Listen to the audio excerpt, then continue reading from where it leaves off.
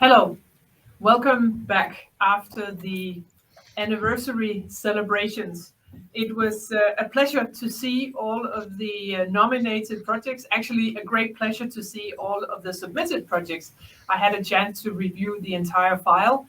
It's impressive to see everything that has been done and so much care of detail and attention to how we can make healthy buildings for people and planet.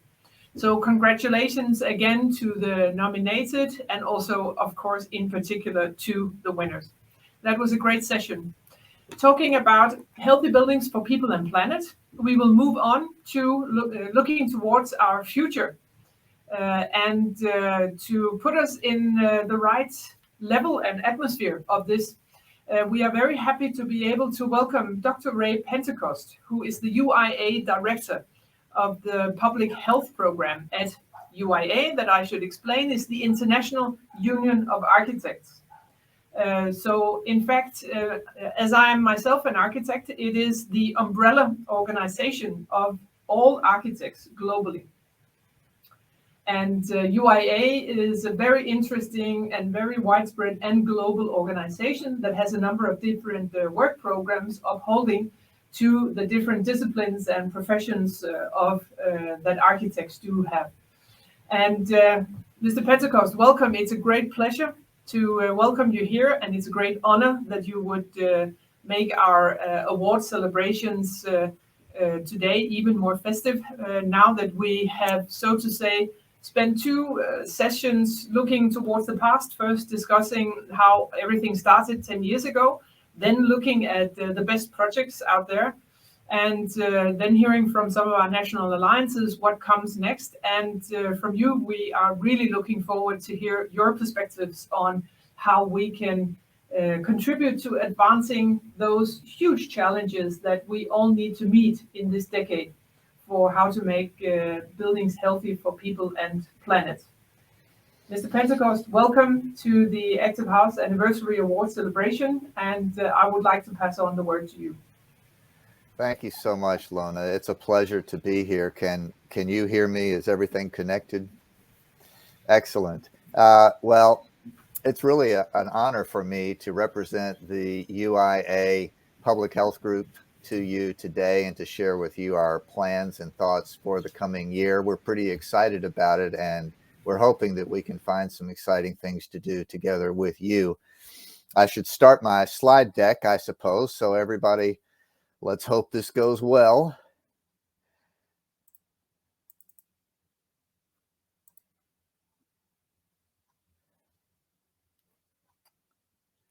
And there is the slide, and let me put it in presentation mode. How's that? Somebody tell me if that's satisfactory. Are we good?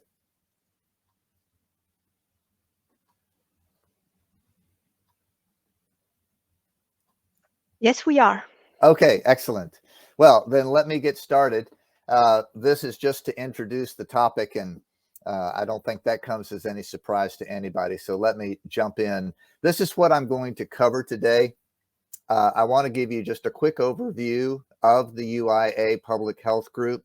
It has quite a history and some recent changes that you need to be aware of. I want to give you an overview of how the Public Health Group views design for health.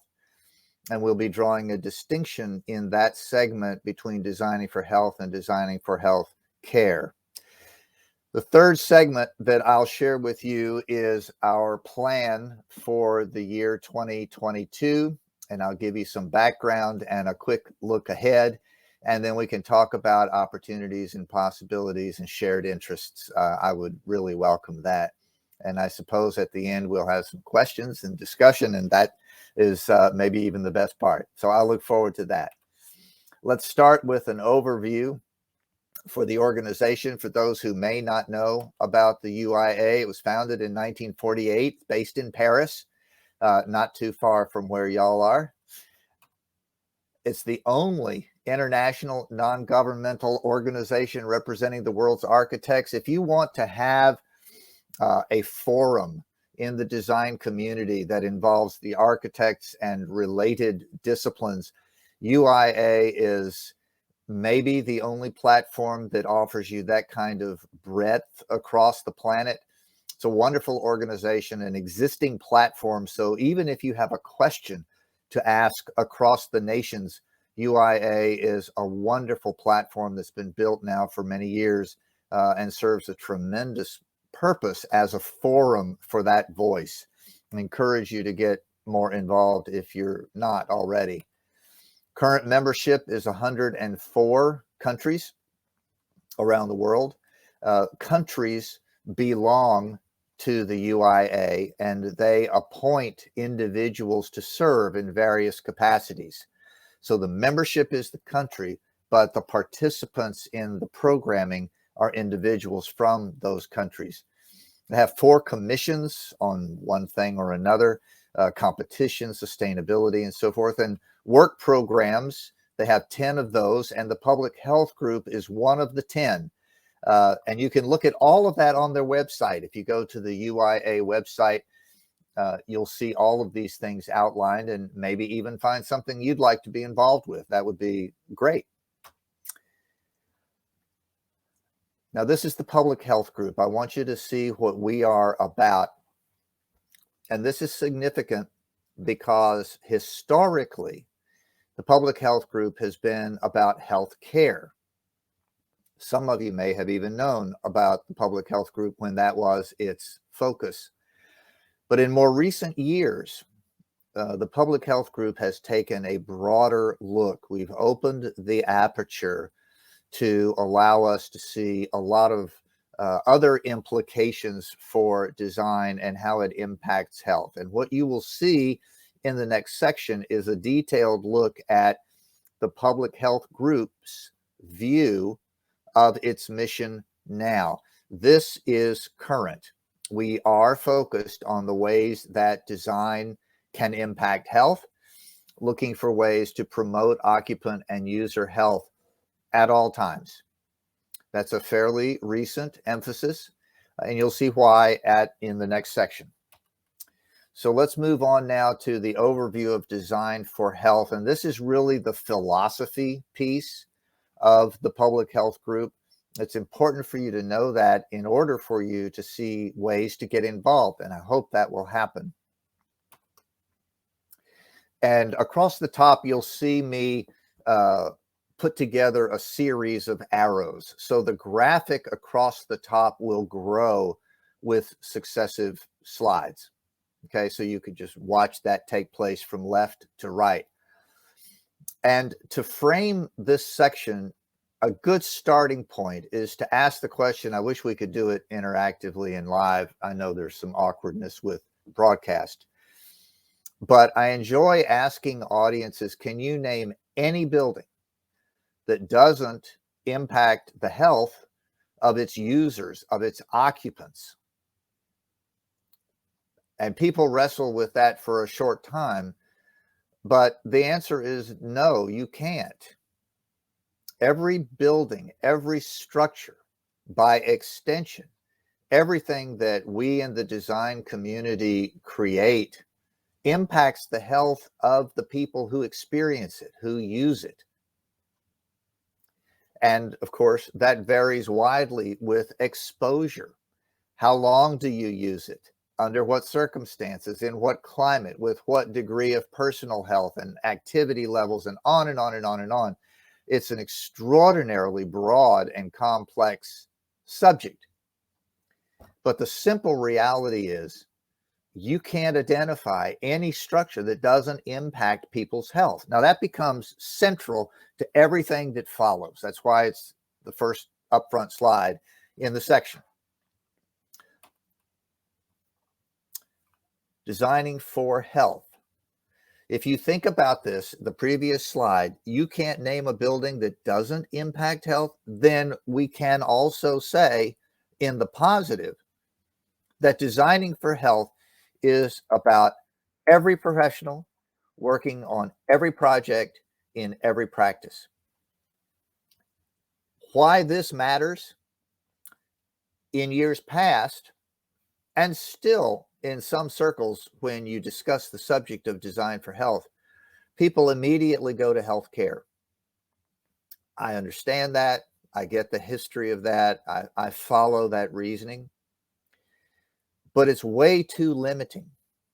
How many architects around the world would hear an argument about the design of health care facilities and immediately tune it out, believing that it didn't apply to them because they didn't like designing healthcare facilities?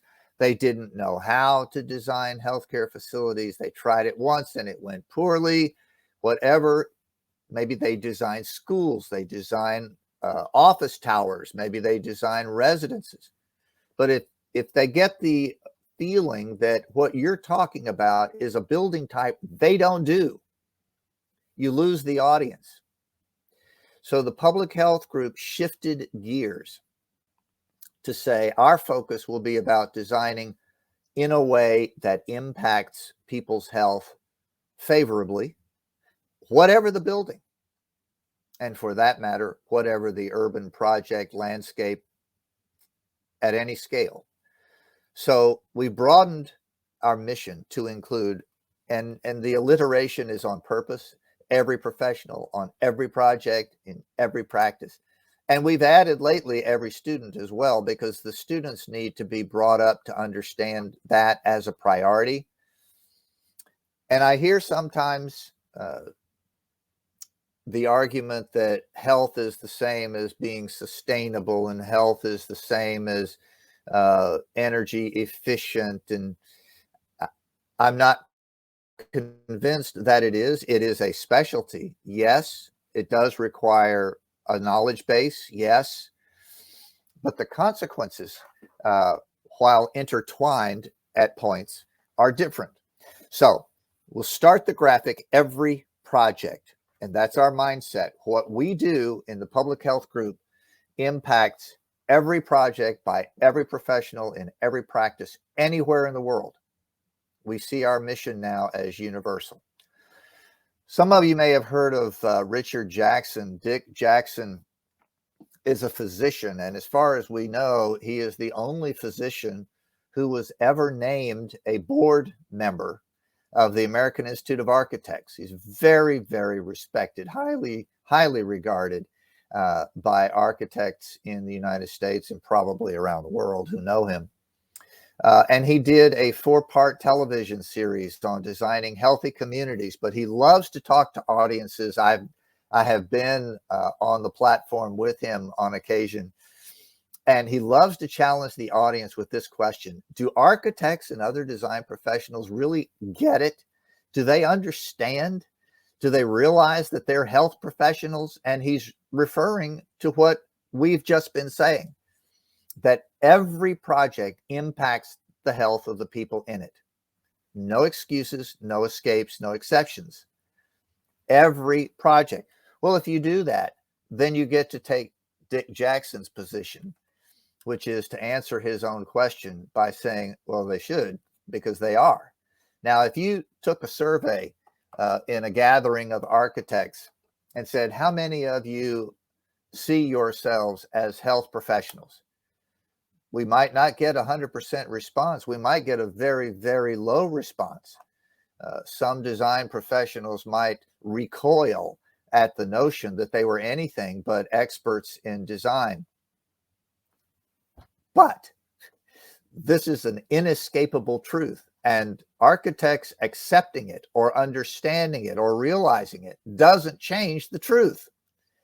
The truth is we all have this mantle of responsibility for impacting people's health. Now let's continue the graphic across the top, and this will give you just a little bit more about our philosophy. If you take the position that everything we do as design professionals impacts people's health, then how do you organize your thoughts? How do you organize your practice? How do you know what to do to impact the health favorably? And so I have found this quote to be useful. We've organized the program at Texas A&M that this way, where I serve as director of the Center for Health Systems and Design. We have built our curriculum and our programming around this quote. And if you break this quote down, it gives you a very, very nice pathway forward for organizing the everyone of the previous few slides and the every project from the last few slides. You very quickly see that there are three aspects to this. You can use design to protect health. You can use design to develop better health. And you can use design to restore health once it is impaired. Now, the restore portion is where the healthcare emphasis in years past, that's where that lives. The healthcare facilities, hospitals, outpatient care centers, surgery centers, medical office buildings, all of those kinds of facilities are where you would go to get your health restored when it's impaired. But what about protecting? What about developing? Can't we include every project that we touch in some way to these three ideas? If you bundle these together, we call it the Architecture for Health Continuum. And as I said, we've built our programming, our faculty, our associates, our faculty fellows. The entire program is organized around these three areas. A student that comes to us can decide to specialize in any of these areas or any combination of these with faculty from across the university. So we're serious at Texas A&M about this broader view that design does impact health.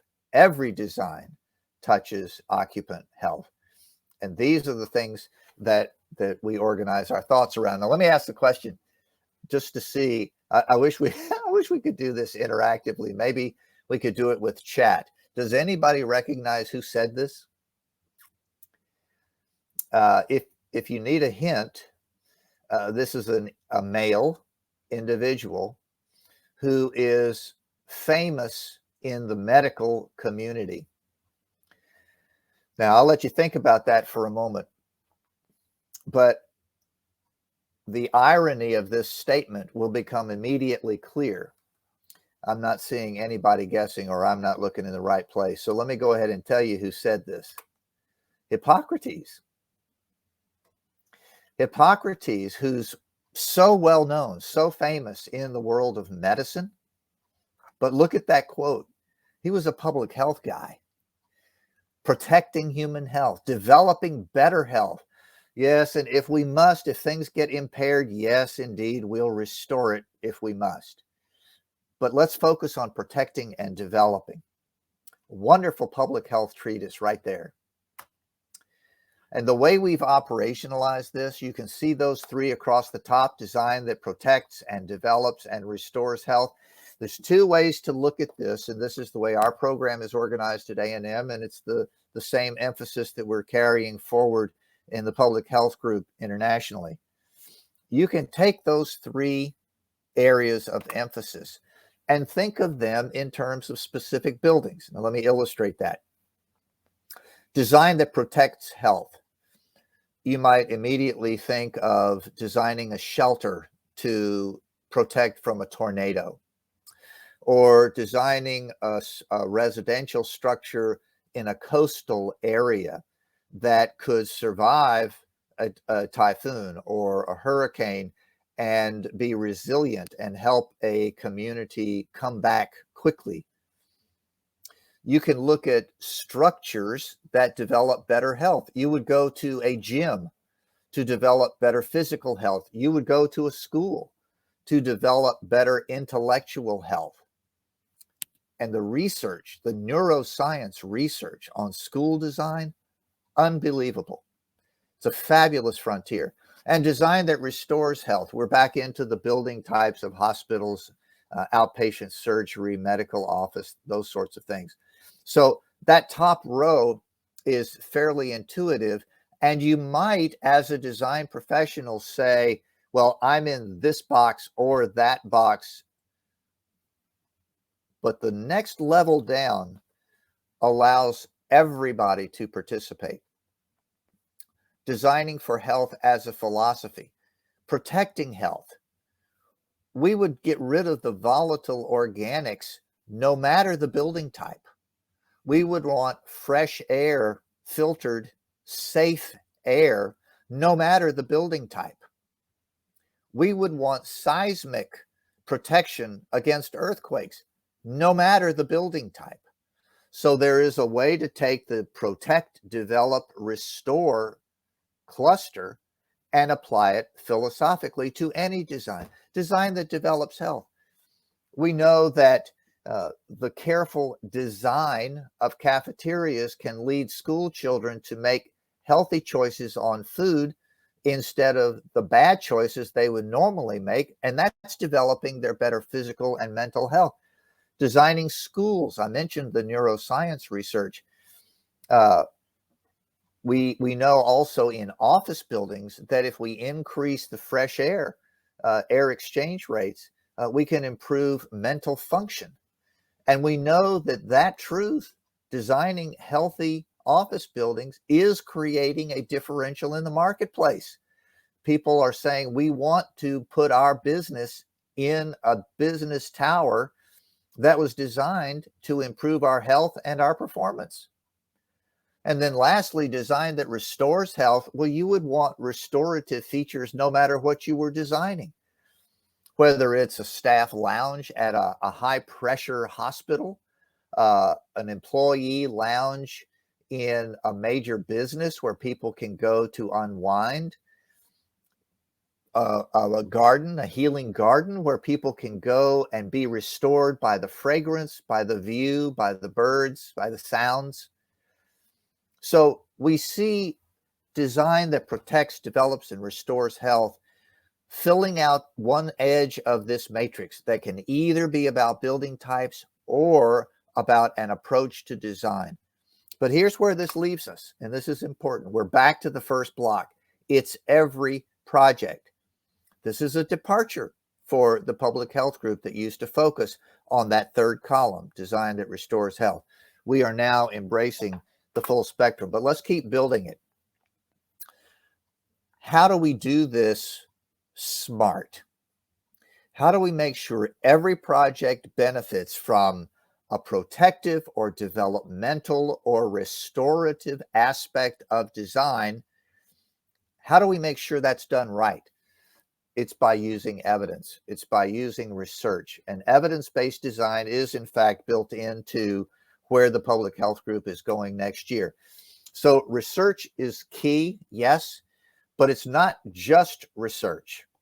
It's multidisciplinary research. Can you imagine, for example, a student wants to study how to bring locally grown food, which we know has a huge impact on health, locally grown food to northern climates, and is aware that heat islands happen in downtown areas, and is aware that aquaponics or hydroponics are an effective way to grow plants in a mechanized system. And maybe that student puts together an agriculture team and a geosciences team to look at the climate, and an engineer to look at the design of the hydroponics system, and somebody in public health to look at the population being served by that food. Point being, it's not just enough to say, I understand that design impacts health. It is essential that we understand lots of research that comes together to create that impact. So it's not just research, it's multidisciplinary research. And we need to be careful that we don't get siloed research that only gives us part of the equation and maybe a misleading direction to our design. But this is a frontier. This is not a statement of fact, but this is a frontier. Where does it leave the profession? When you've got your work impacting the health of everybody that goes in it, and not just some of the buildings, every project that you do impacts the health of the people in it.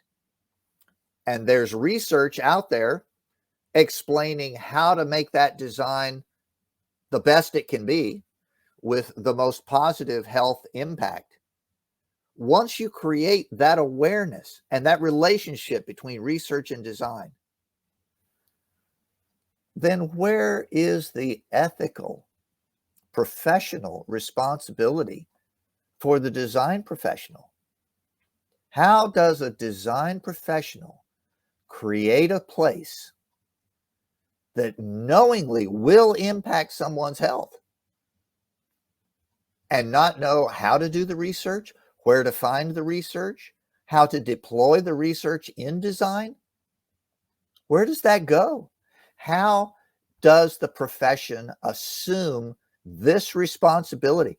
We expect physicians and nurses to assume that responsibility. But what we now know in research is that the design professional is a health professional. We are impacting people's health too. How do we assume that responsibility in a knowledgeable way? That's a frontier for us. Maybe one that you want to consider and help us pursue. Let me keep going just to finish the graphic with this slide. This was our proposal to the General Assembly at the last global meeting for the UIA.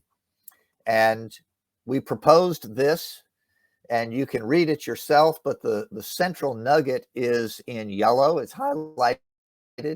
Declare 2022 the year of design for health.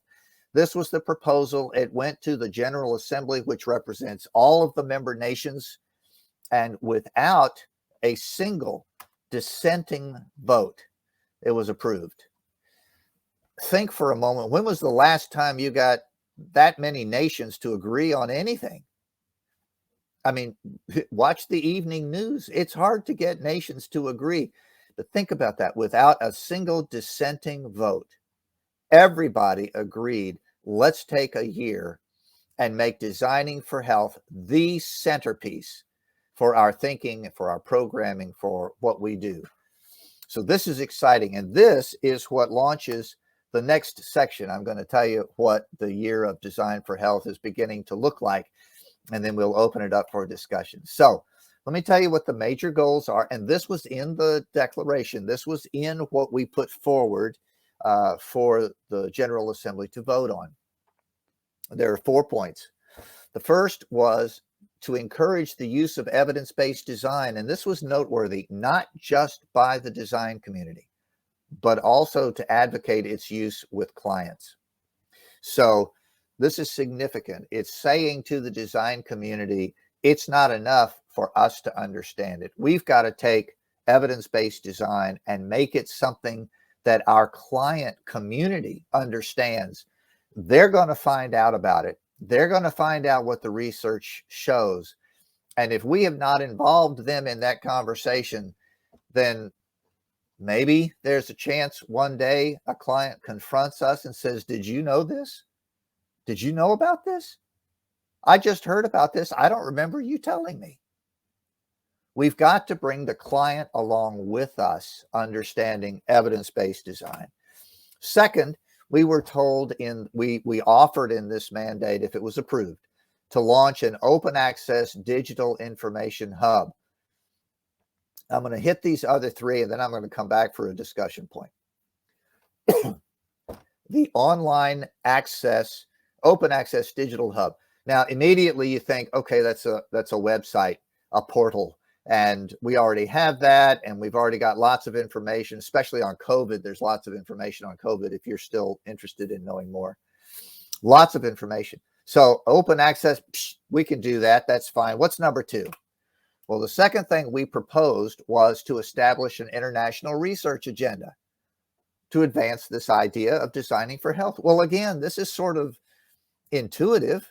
I mean, this would make a lot of sense. Let's build that international research agenda. We've got 104 countries that we can talk to and coordinate with.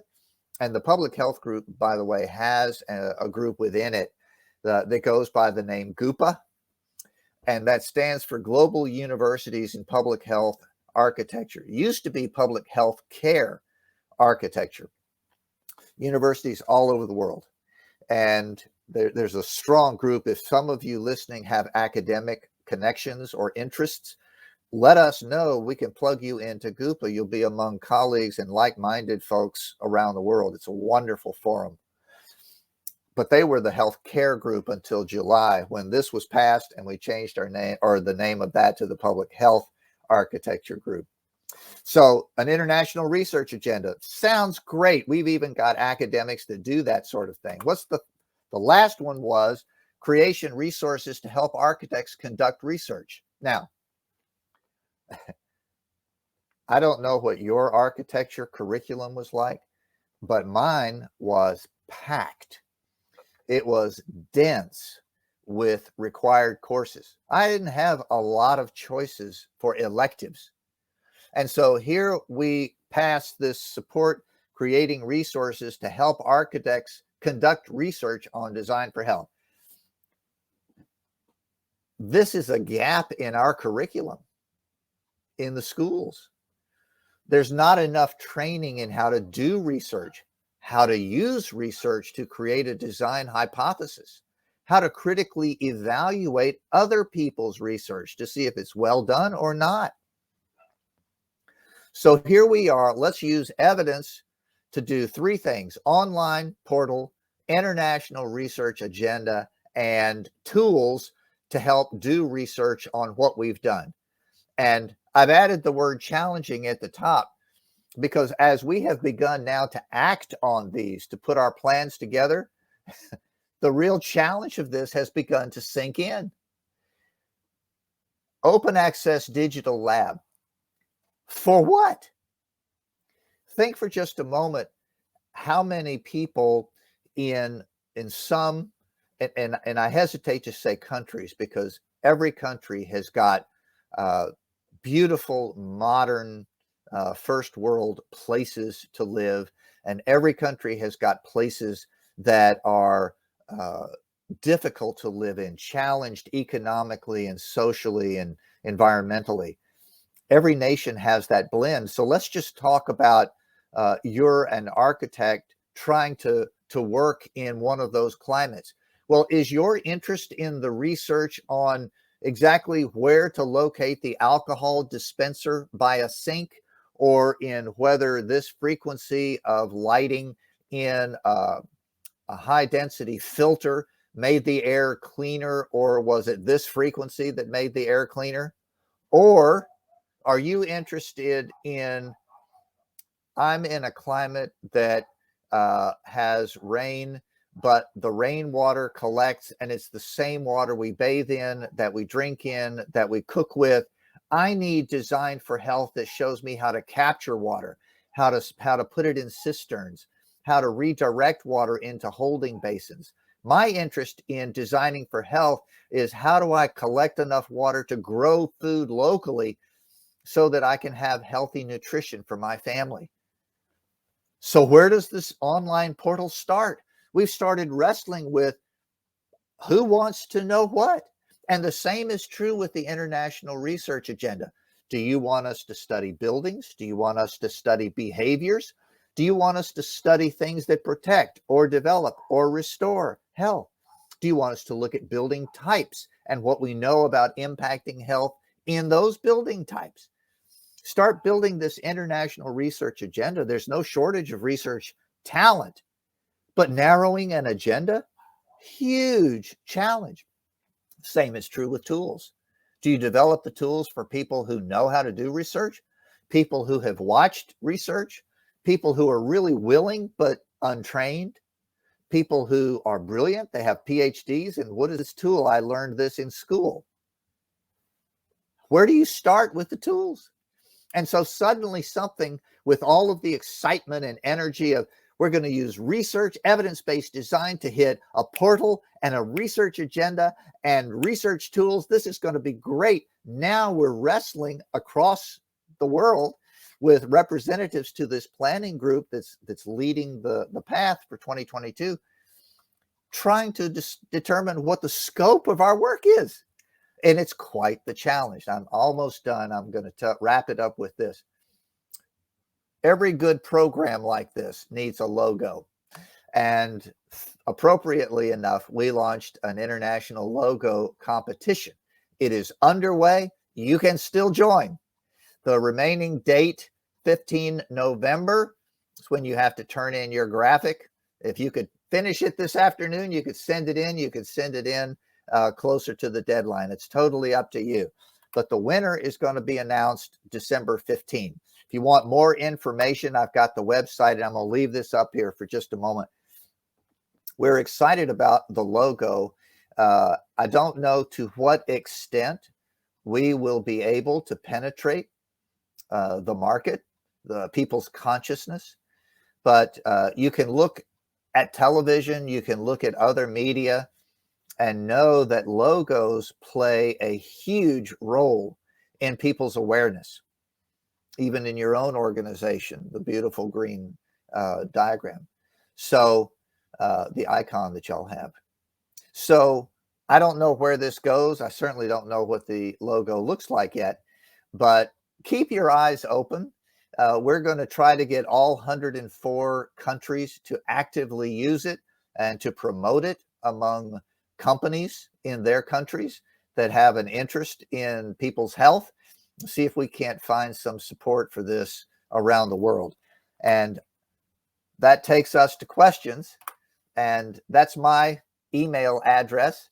I'm happy to hear from you if you have questions that maybe come to your attention after we've ended this session. I'd be happy to hear from you anytime and build a relationship with A&M or with the public health group. Or if you're an academic, we can plug you into the GUPA, the Global University Programs in Health Architecture.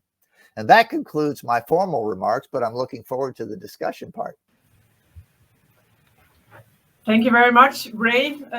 Applauses. I can see a number of applauses hitting the screen, so that goes to you. Thank you for a really interesting overview, and going all the way back to Hippocrates.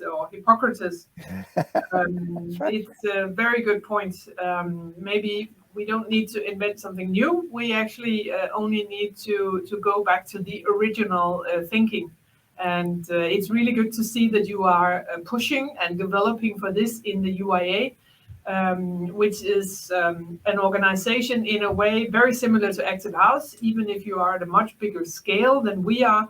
But we are both global, and we are non-governmental and not-for-profits, so NGOs, so are we, and working for, in your program and with the Active House Alliance, healthy buildings for people and planet. That's definitely where we want to go. Wonderful. We will see if there are questions. I know Nadesh is. Yes. So I do have Roland Smith who would like to ask a question. So I will hand him the mic, and he will show on the screen. Hello. Can you hear me? Hello. Yes, we can very well. Okay, thanks. I don't know why the camera is not working, but anyway. You can see how I look when I'm on the building side. Thanks for a super interesting, inspiring presentation. Where I see the missing link between the architectural field is between all the thoughts, but also how do we actually implement it? Because the money talks, so we talk about house builders, professional investors, and so on. How do you connect with those guys who actually, and I hear a lot of architects, yeah, well, we supposed to propose something, but then there was a budget, and yeah, you know how it is. So there's a missing link, I will say, in your organization, or maybe not, I don't know, but to actually go together with those who actually have the money. Thank you.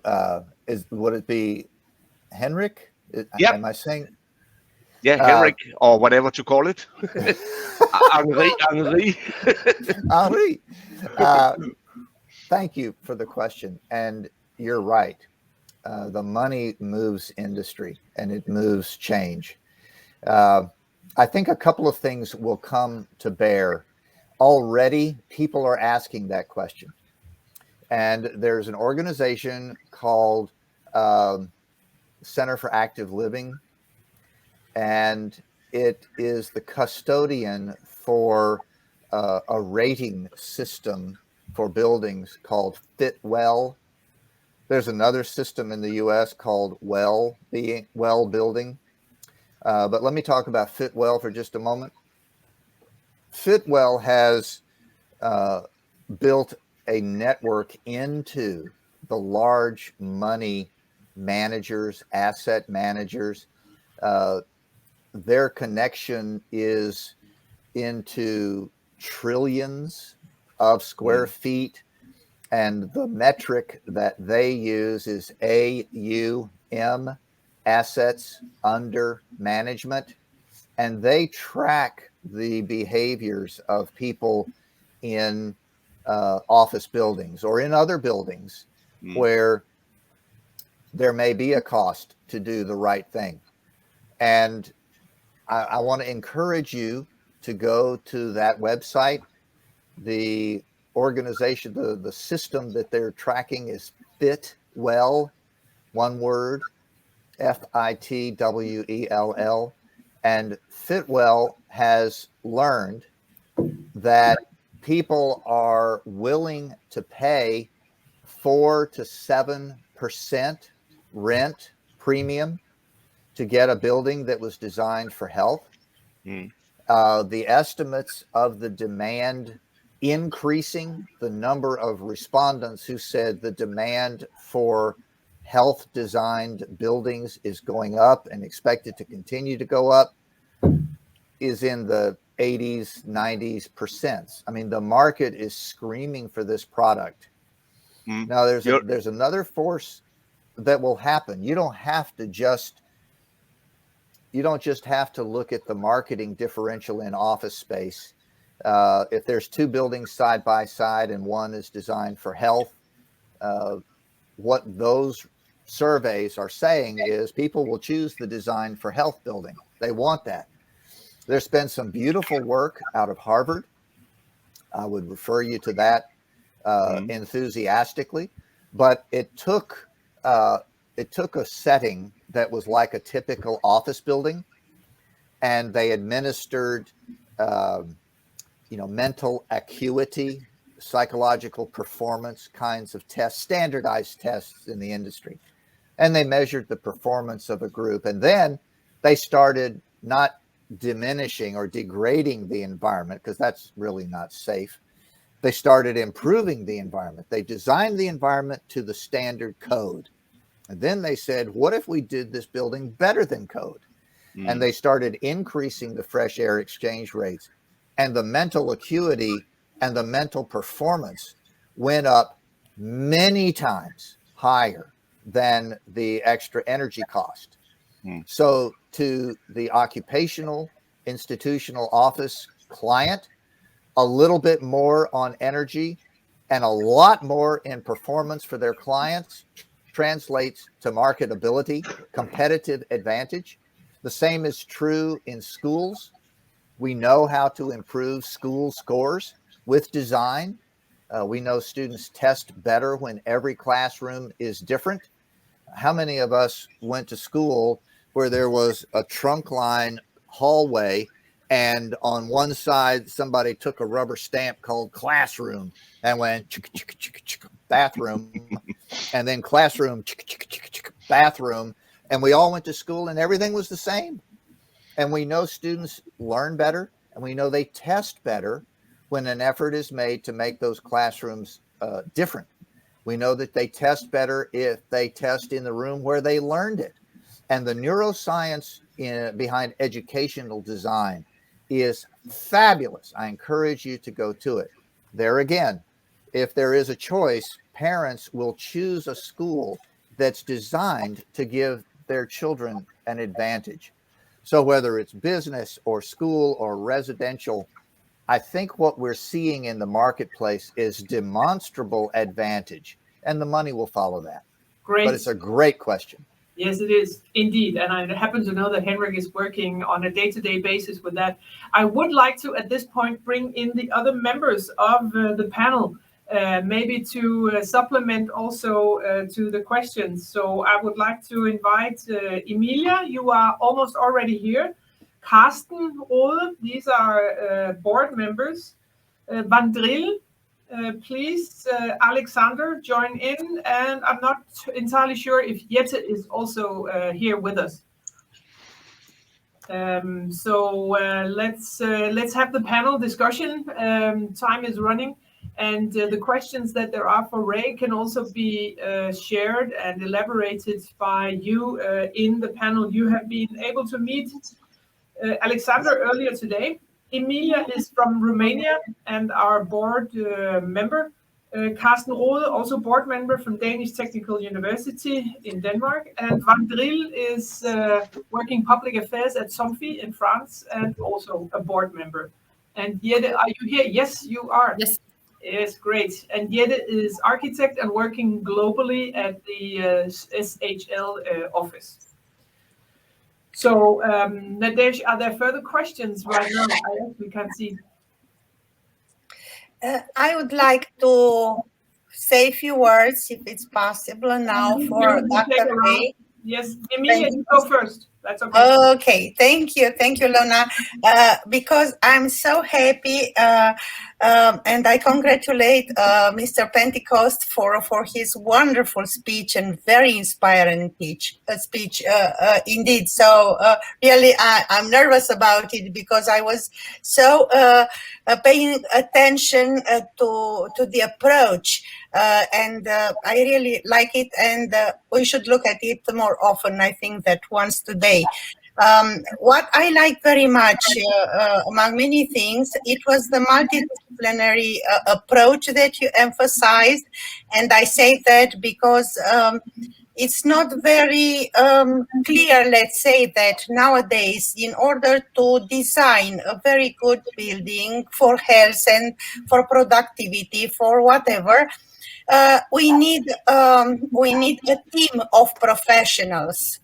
And I didn't hear much about the engineers that are behind of any successful project, in a building, because no matter how good the architecture is, that building needs to be heated, to be cooled, to have artificial light, and that are, in the hand of engineers to provide in a very efficient way from the point of energy, environment, but also for the health. Okay, so it's I wanted just to say that and to thanks again to Dr. Ray Pentecost for his wonderful speech. Great, thank you very much, Emilia. And right you are, and that will actually lead me to handing over to Carsten Rode, who is in charge of not only the building department at the Danish Technical University, but also responsible for educating future engineers. Thank you, Lone. Yes, and I am an engineer, so Yes. It's been very interesting to hear about this thing for research for architects, how that can contribute to health. And I think, of course, also engineering, but I would expand it even further. I will second the statement from Emilia that it is a holistic approach. And also, I should appreciate your speech, Dr. Pentecost, for also addressing the students. That's what we do every day here in the university. But I appreciate also again the research and let's say the academic. But despite of the fact that I sit here in a university, you can see all the books behind me. What I think is that we do this for people, but also in the context that they are also the ones who will operate and who will influence the performance of the building just by being normal persons afterwards. So how do we, across our disciplines, as researchers, as developers, how do we interact with the end users? I saw also your slides where you had several P's, the professionals again, the project, the practice, but I say also people, our persons, or the end users. That's not the P though. Right. But how can we make the whole combination? That's what I find the most intriguing. And what kind of is, I've also been in this organization since the beginning for 10 years, but again, always trying to get these things to come together, to develop things for the better for the future. Thank you, Carsten. Over to you, Dr. Pentecost, for reflection on that before I go back to the other panel participants. I love your point. I have often lectured on evidence-based design and cautioned my audience that the most perfect, absolutely perfect evidence-based design building is only that until it opens. And after that, it begins to degrade. Somebody comes in from McDonald's to see a patient and doesn't use the alcohol dispenser that's in the right place, but they didn't use it, and they contaminate the room with whatever they brought from the fast food place. The building engineer that doesn't change the filters on the schedule that they're supposed to. The hospital administrator who doesn't push the chief medical and nursing officers to keep the records of infection transmission that would help them anticipate a problem before it got out of hand. The minute you start to operate a perfectly designed building, compromise is a real possibility. Your point that they have to be involved adds to the perspective. Designing for health is not a photograph. It is not static. It is not a moment in time. Designing for health has to be from the beginning and forward. Creating an environment by the design and construction engineering team is only the beginning. The design for health has to be an operating design for health. And it's the operation and the management, the maintenance, the repair. All of that work has to contribute to that original vision of design for health. And people who think, oh, I designed it for health 10 years ago and we got a certification for this, that, or the other. Well, that's fine. It's probably got 10 years of not perfect operation. So I could not agree with you more than to say the operations, the occupants, the persons in the building have to work with the original design intent to create healthy design during the life of the structure. Totally Right. agree. Thanks, Dr. Pentecost. And on that note, I would like to bring in Jette Birkeskov Mogensen, who works as an architect on buildings, quite large scale. I think you also do residential. If you would like to comment on the aspect of what we have just described and how buildings actually operate and are maintained years after you have submitted it, your piece of architecture. Yes, thank you, and also tribute to Mr. Pentecost.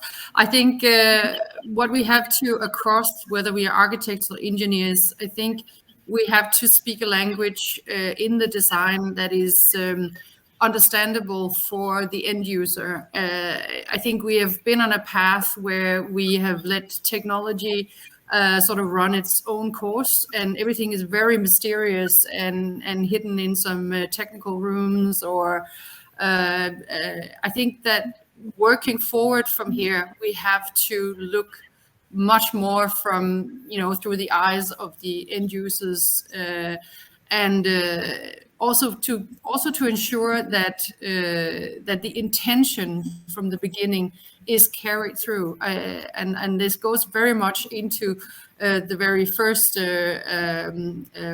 speech by Rasmussen, and they said that post-evaluation that we did on the technical 10 years ago showed that all the theory, all the the data that we thought was so accurate and that we were crunching the numbers turned out to have an error margin that was even exceeding all that effort put into it.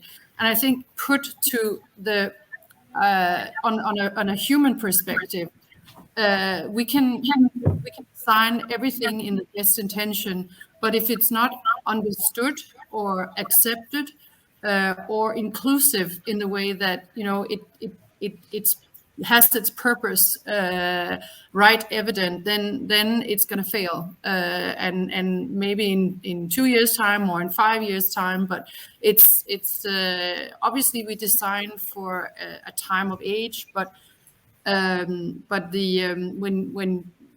you Mr. Pentecost, you said the ethics and the responsibility of the architect, I think it weighs heavily, and the best thing we can do to own up to it is to really engage with also the buildings that have already been built, because I think there is huge learning.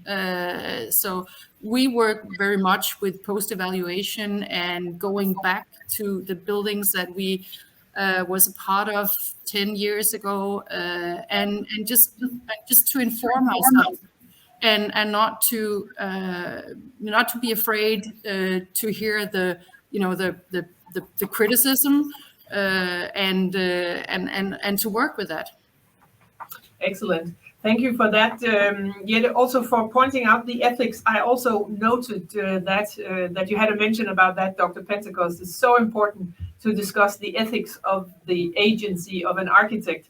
And with that, I would like to include you, Alexander. We've heard from you earlier today, but could you give a comment on the ethics and the longevity and the multidisciplinarity of your work as an architect? Yes, I'm an architect, and I have a question to Mr. Pentecost. But first of all, thank you so much for your presentation. I'm really happy when architects start to talk about the sense of our job, not about the shapes, how impress this world, but about sense and solution, how to save this world. But before the question, I would like to make some comments to Alliance. Dear colleagues, we are on the top. We know what to do next 10 years and what we did before. And just a comment to our participants, also architects and professionals, all who are practicing active house vision. You are doing design for health, for our future. So, and my question is next. Could you give an advice for architects, for professionals, what we can do right now to design for health? Tomorrow I will back to my projects, and what I can do, just 3, 5, or 7 steps, what I can do right now to make healthy design. Wonderful question. And Dr. Pentecost, can I ask you to answer that also in a short manner, because I want to bring in the final panel participants and we are almost out of time. So please, over to you, Dr. Pentecost. Just 3 to 5 points for what we do tomorrow. At the risk of sounding a little bit academic, I would start by asking what it is that your clients do, and going to the literature to find out what we know. There are things that we know about different activities or building types or clients or types of people or environments. People are tempted to treat evidence-based design like a buffet. And I'll start at one end and I will take this one, and oh no, that one doesn't go with, I'll take this one and I'll take that one. And we go down the line and we choose the ones that fit or feel familiar or are affordable or work with the other ones we've already chosen. And that's just really, really dangerous. Designing for health, and this is fundamental. I'm not going to give you 3 things because it's too buffet-like. But I'll give you a starting point. I will give you direction, okay? Designing for health is about an outcome. Yes, there is a process to it, but there's probably multiple processes that would work. What matters is the outcome. And when you talk about going back to your office tomorrow, decide, am I working to make this project safer? Do I want to understand how to take the people in this building and improve their health while they're there? Is there something that I could introduce that would restore their health after an anxious 4 hours in the morning and during lunch that would help them revive and become more mentally sharp for the afternoon? Start with the outcome. Design for health is starting with the end point and working backwards. And if you'll do that, the things that you should be doing, 3, 5, 7 things, those will become obvious and they'll have a purpose. You won't be trying to sell them to the client. They will have come from the client. So that's my strongest recommendation. Start with the end point and work backwards. That's the stuff you need to add. Wonderful advice. Yes, very good. Thank you. Very, very clear. Actually, one point on that note, starting with the outcome, there's an aspect that we have not covered, namely that of regulations, public policies, and so on. And Vandril, can I ask you to join us here? Vandril en Roth, you work professionally with public affairs and the influencing of something which is quite decisive for how we can actually realize buildings. And very soon we have the COP26 coming up, where the whole world is going to discuss the future of our planet, and buildings play an enormous role, 40% of the CO2 emissions. So could I ask you to give your perspectives on the topic from this angle? Yes, of course. So thank you very much. It's exciting to hear you and to hear the speech that we are trying to give to the policymakers. I don't know if you hear me well. Better now. Yeah, You okay, I can. perfect. Okay, very good.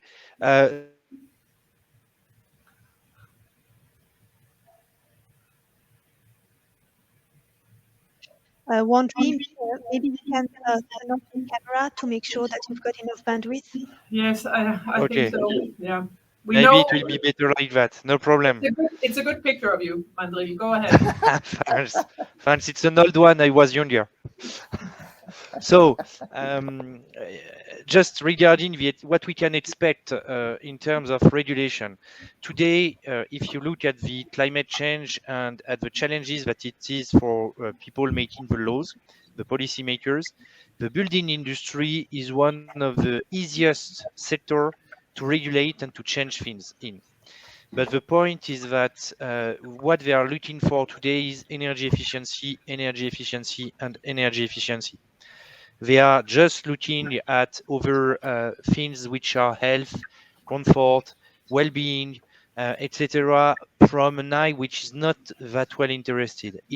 There is a change from since 2017, if I may, in some European regulation taking more into account the interior air quality, the health as a second effect.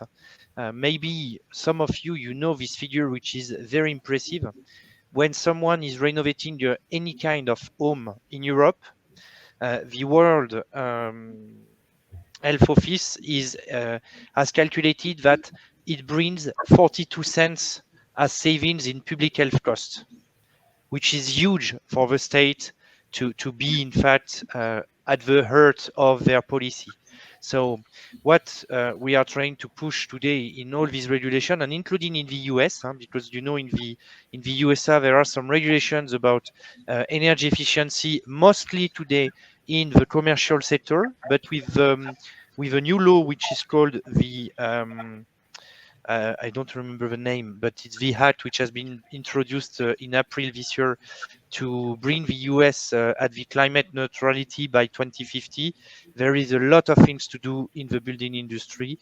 And this, we have to make all the policymakers, including locally, know that health will be key, in fact, when we are speaking about buildings, because this is the place where we are spending the most of our time, very basically. Yes. So I'm not expecting a lot from the COP26, to be honest, Lone, to answer your question directly. But we know there will be some initiatives which will present solutions to all the problems, and many of them are speaking about health in the buildings more and more. So that's also a key point.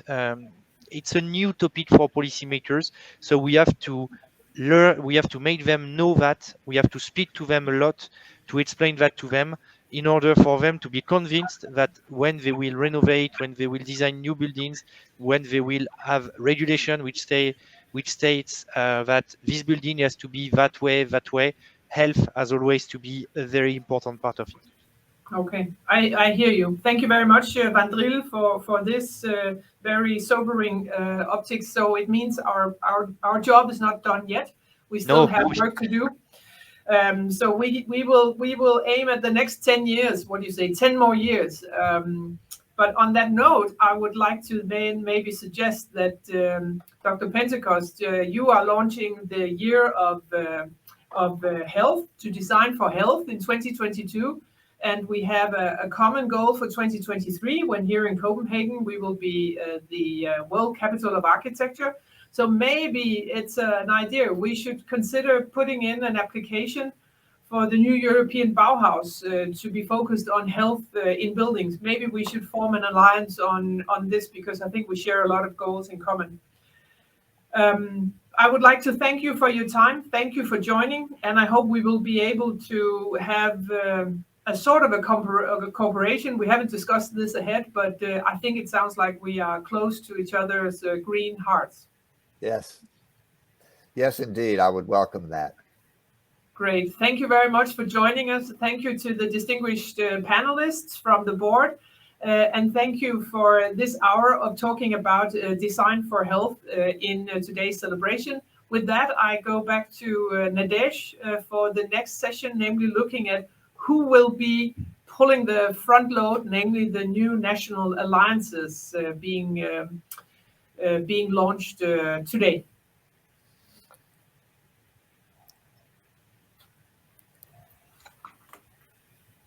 So so just stay put. I will end the session and we will start the new session for the new National Alliance. Thank you, Dr. Pentecost. See you in a short time. Bye. Thank you. Bye-bye.